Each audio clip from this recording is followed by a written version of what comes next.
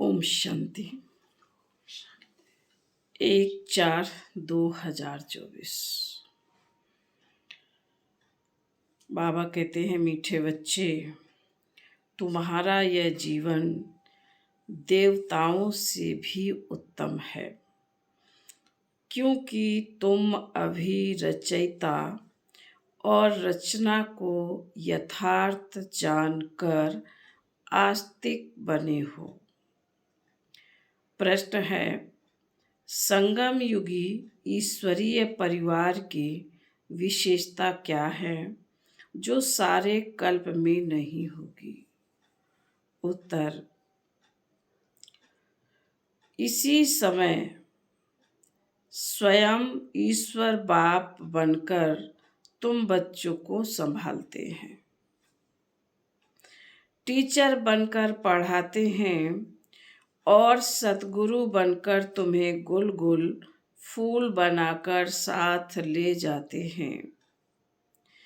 सतयुग में दैवी परिवार होगा, लेकिन ऐसा ईश्वरीय परिवार नहीं हो सकता। तुम बच्चे अभी बेहद के सन्यासी भी हो, राजयोगी भी हो, राजाई के लिए पढ़ रहे हो। ओम शांति। यह स्कूल व पाठशाला है। किसकी पाठशाला है? जरूर है आत्मा। शरीर बिगर कुछ सुन नहीं सकती। जब कहा जाता है आत्माओं की पाठशाला, तो समझना चाहिए आत्मा शरीर बिगर तो समझ नहीं सकती। फिर कहना पड़ता है जीवात्मा। अभी जीवात्माओं की पाठशाला तो सभी है, इसलिए कहा जाता है यह है आत्माओं की पाठशाला। और परम पिता परमात्मा आकर पढ़ाते हैं। वह है जिस्मानी पढ़ाई, यह है रूहानी पढ़ाई। जो बेहद का बाप पढ़ाते हैं, तो यह हो गई गॉड फादर की यूनिवर्सिटी। भगवान वाच है ना। यह भक्ति मार्ग नहीं है, यह पढ़ाई है। स्कूल में पढ़ाई होती है, भक्ति मंदिर टिकाणों आदि में होती है। इसमें कौन पढ़ाते हैं? भगवान वाच। और कोई भी पाठशाला में भगवान वाच होता ही नहीं। सिर्फ यह एक ही जगह है जहाँ भगवान वाच है। ऊंचे ते ऊंचे भगवान को ही ज्ञान सागर कहा जाता है। वही ज्ञान दे सकते हैं, बाकी सब है भक्ति। भक्ति के लिए बाप ने समझाया है कि उससे कोई सद्गति नहीं होती। सर्व का सद्गति दाता एक परमात्मा है। वह आकर राजयोग सिखलाते हैं। आत्मा सुनती है शरीर द्वारा, और कोई नॉलेज आदि में भगवान वाच है ही नहीं। भारत ही है जहाँ शिव जयंती भी मनाई जाती है। भगवान को निराकार है, भगवान तो निराकार है, फिर शिव जयंती कैसे मनाते हैं? जयंती तो तब होती है जब शरीर में प्रवेश करते हैं। बाप कहते हैं, मैं तो कभी गर्भ में प्रवेश नहीं करता हूँ। तुम सब गर्भ में प्रवेश करते हो, 84 जन्म लेते हो। सबसे जास्ती जन्म यह लक्ष्मी नारायण लेते हैं। 84 जन्म लेकर फिर सांवरा गावड़े का छोरा बनते हैं। लक्ष्मी नारायण कहो या राधे कृष्ण कहो, राधे कृष्ण है बचपन के, वह जन्म लेते हैं तो स्वर्ग में लेते हैं, जिसको बैकुंठ भी कहा जाता है। पहला नंबर पहला नंबर जन्म इनका है, तो 84 जन्म भी यह लेते हैं। श्याम और सुंदर, सुंदर सो फिर श्याम श्री कृष्ण सबको प्यारा लगता है।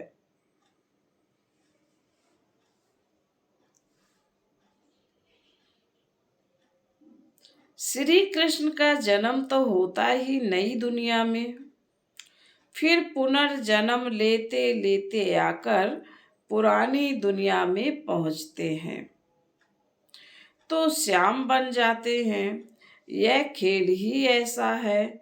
भारत पहले सतो प्रधान सुंदर था, अब काला हो गया है।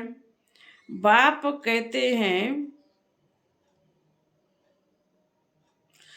इतनी सब आत्माएं मेरे बच्चे हैं, अभी सब काम चिता पर बैठ कर जलकर काले हो गए हैं। मैं आकर सबको वापस ले जाता हूँ। यह सृष्टि का चक्र ही ऐसा है। फूलों का बगीचा वह फिर कांटों का जंगल बन जाता है। बाप समझाते हैं तुम बच्चे कितने सुंदर विश्व के मालिक थे, अब फिर बन रहे हो। यह लक्ष्मी नारायण विश्व के मालिक थे। यह 84 जन्म भोग फिर ऐसे बन रहे हैं, अर्थात उन्हों की आत्मा अब पढ़ रही है। तुम जानते हो सतयुग में अपार सुख है, जो कभी बाप को याद करने की दरकरार भी नहीं रहती। गायन है, दुख में सुमरन सब करें, सुख में करे न कोई, और जो सुख में सुमरन करे तो दुख काहे को हो। किसका सिमरन? बाप का। भक्ति में कितना सिमरन करते हैं, जानते कुछ भी नहीं। श्री कृष्ण कब आया? वह श्री कृष्ण और श्री नारायण के भेद को भी नहीं जानते। शिव बाबा है ऊंच ते ऊंच, फिर उनके नीचे ब्रह्मा विष्णु शंकर, उनको फिर देवता कहा जाता है। लोग तो सभी को भगवान कहते हैं। सर्वव्यापी तो माया 5 विकार है, जो एक एक के अंदर है। सतयुग में कोई विकार होता नहीं। मुक्ति धाम में भी आत्माएं पवित्र रहती हैं। मुक्ति धाम में भी आत्माएं पवित्र रहती हैं, अपवित्रता की कोई बात नहीं। तो यह रचयिता बाप ही आकर अपना परिचय देते हैं। आदि मध्य अंत का राज समझाते हैं, जिससे तुम आस्तिक बनते हो। तुम एक ही बार आस्तिक बनते हो। तुम्हारा यह जीवन, बाबा कहते, तुम्हारा यह जीवन देवताओं से भी उत्तम है। गाया भी जाता है मनुष्य जीवन दुर्लभ है, और जब पुरुषोत्तम संगम युग होता है तो हीरे जैसा जीवन बनता है। लक्ष्मी नारायण को हीरे जैसा नहीं कहेंगे। तुम्हारा हीरे जैसा जन्म है। तुम हो ईश्वरीय संतान, यह है दैवी संतान। यहाँ तुम कहते हो हम ईश्वरीय संतान हैं, ईश्वर हमारा बाप है, वह हमको पढ़ाते हैं। क्योंकि ज्ञान का सागर है ना, राजयोग सिखलाते हैं। यह ज्ञान एक ही बार पुरुषोत्तम संगम युग पर मिलता है। यह है उत्तम ते उत्तम पुरुष बनने का योग, जिसको दुनिया नहीं जानती। सब कुंभकर्ण की अज्ञान नींद में सोए पड़े हैं। सबका विनाश सामने खड़ा है, इसलिए अब कोई से भी बच्चों को संबंध नहीं रखना है। कहते हैं अंत काल जो स्त्री सुमरे सो नरक में जाए। अंत समय में शिव बाबा को सिमरे तो नारायण योनि में जाए। यह सीढ़ी बहुत अच्छी है। लिखा हुआ है हम सो देवता, फिर हम सो क्षत्रिय आदि है। इस समय है रावण राज, जबकि अपने आदि सनातन देवी देवता धर्म को भूल और धर्मों में फंस पड़े हैं। यह सारी दुनिया लंका है, बाकी सोने की लंका कोई थी नहीं। बाप कहते हैं तुमने अपने से भी जास्ती मेरी गिलानी की है। अपने लिए 84 लाख और मुझे कड़ कड़ में कह दिया है। ऐसे अपकारी पर मैं उपकार करता हूँ। बाप कहते हैं तुम्हारा दोष नहीं है, यह ड्रामा का खेल है। सतयुग आदि से लेकर कलयुग अंत तक यह खेल है, जो फिरना ही है। इसको सिवाय बाप के कोई समझा ना सके। तुम सब ब्रह्मा कुमार कुमारियां हो, तुम ब्राह्मण हो, ईश्वरीय संतान। तुम ईश्वरीय परिवार में बैठे हो। सतयुग में होगा दैवी परिवार। इस ईश्वरीय परिवार में बाप तुमको संभालते भी हैं, पढ़ाते भी हैं, फिर गुलगुल बनाकर साथ भी ले जाएंगे। तुम पढ़ते हो मनुष्य से देवता बनने के लिए। ग्रंथ में भी है मनुष्य से देवता किए करत न लागी बार। सुंदर मेला लगा जब सतगुरु मिला दलाल। इसलिए परमात्मा को जादूगर कहा जाता है। नर्क को स्वर्ग बनाना जादू का खेल है ना। स्वर्ग से नर्क बनाने में 84 जन्म, फिर नर्क से स्वर्ग चपटी में यानी सेकंड में बनता है। 1 सेकंड में जीवन मुक्ति। मैं आत्मा हूँ। आत्मा को जान लिया, बाप को भी जान लिया, और कोई मनुष्य जानते नहीं कि आत्मा क्या है। गुरु अनेक हैं, सतगुरु एक है।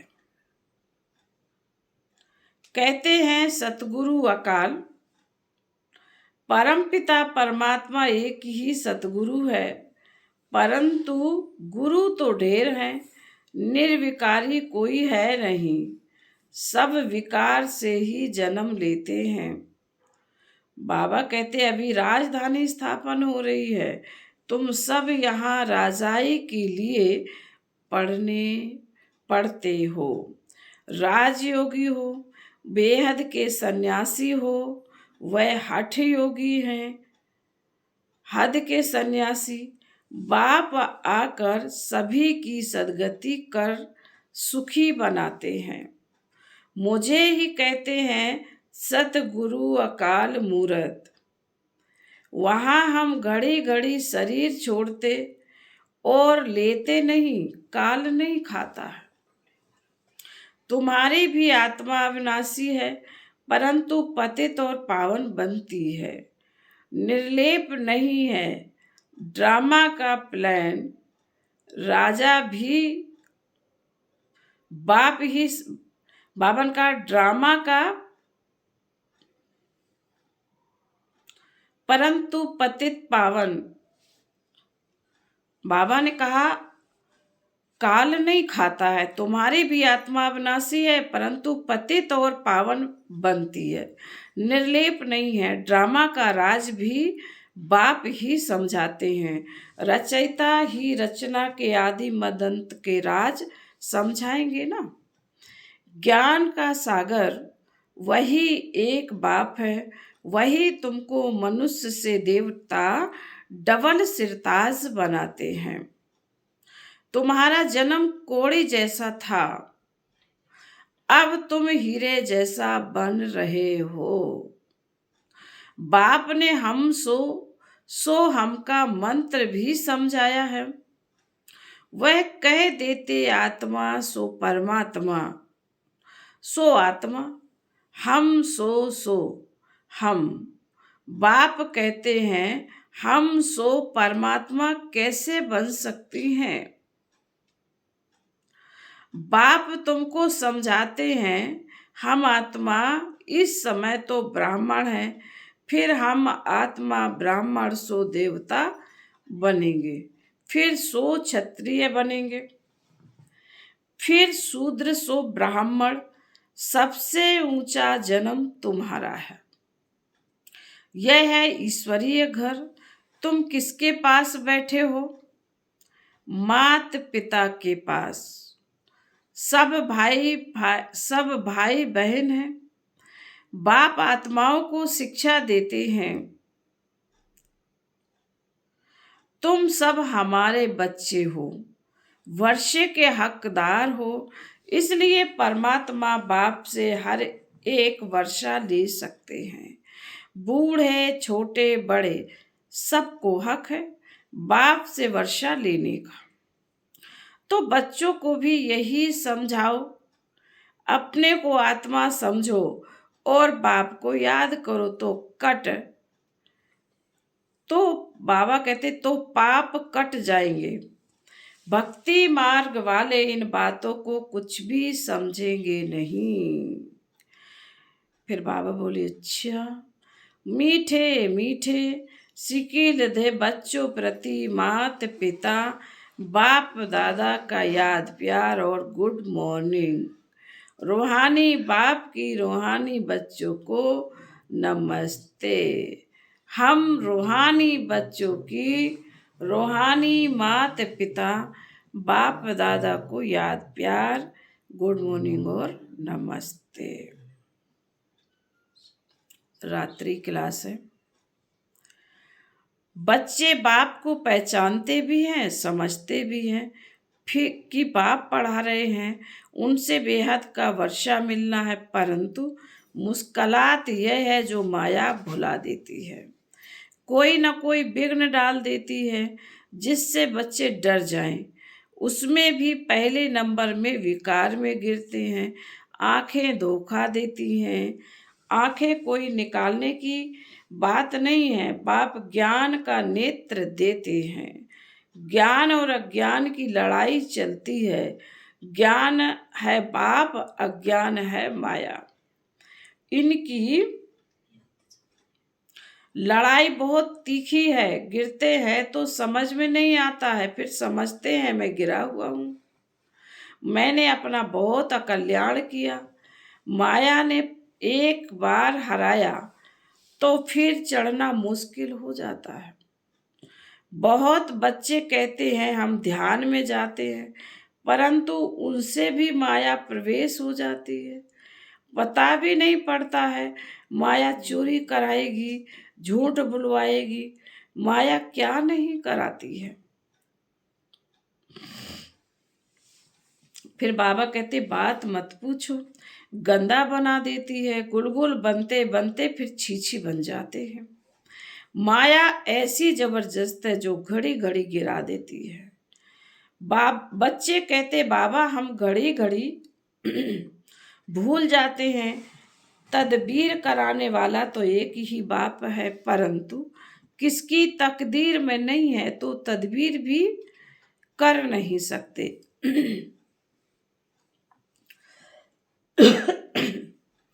इसमें कोई की पास खातरी भी नहीं हो सकती।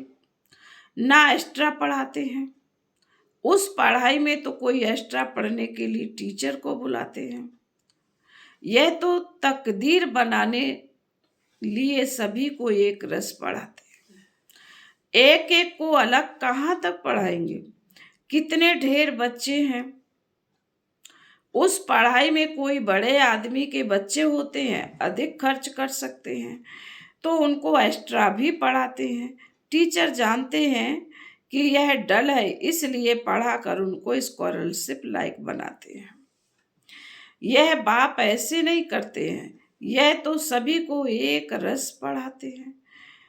वह हुआ टीचर का एक्स्ट्रा पुरुषार्थ कराना। यह तो एक्स्ट्रा पुरुषार्थ किसको अलग कराते नहीं हैं।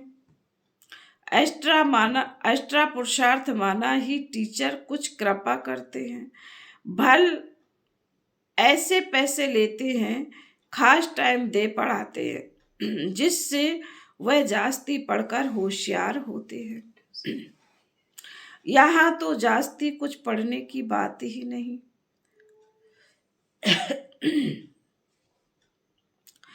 इनकी तो बात ही एक है, एक ही महामंत्र देते हैं, मन मना भव का। याद से क्या होता है यह तो तुम बच्चे समझते हो।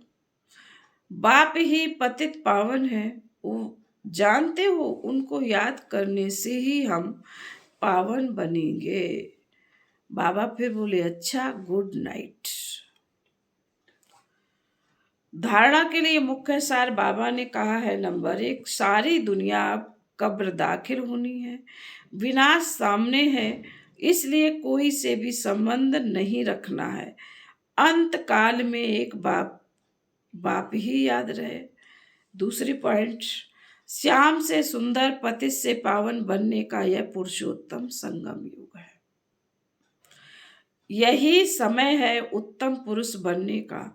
सदा इसी स्मृति में रह सबको कौड़ी से हीरा जैसा बनाना है। फिर बाबा वरदान दे रहे हैं, ज्ञान धन द्वारा प्रकृति के